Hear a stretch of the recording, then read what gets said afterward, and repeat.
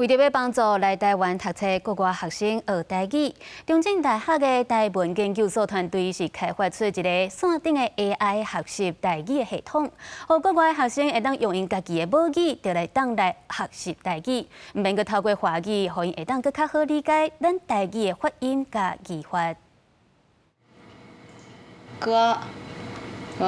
私ペはしたいペはしたい。日本来的学生利用这套 AI 的翻译，唔但会当了解台语的拼音，阁会当知影使用的方式。国立中正大学台文所家己来研发台语的学习 AI， 要提供给国外学生来使用。他给的例句啊，或者是发音的这个引导啊，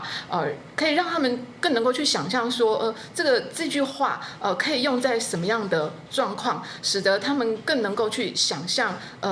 使用的这个语境。这套 AI 设计就是要让国外学生会当用伊母语的逻辑来学习台语，不过有时阵也是会出现直接翻译的状况。中正大学台文所表示，这套 AI 佫需要建立佫较侪资料，才会当提供佫较完整的内容。世界主要的语言 AI 内底拢有伊个系统，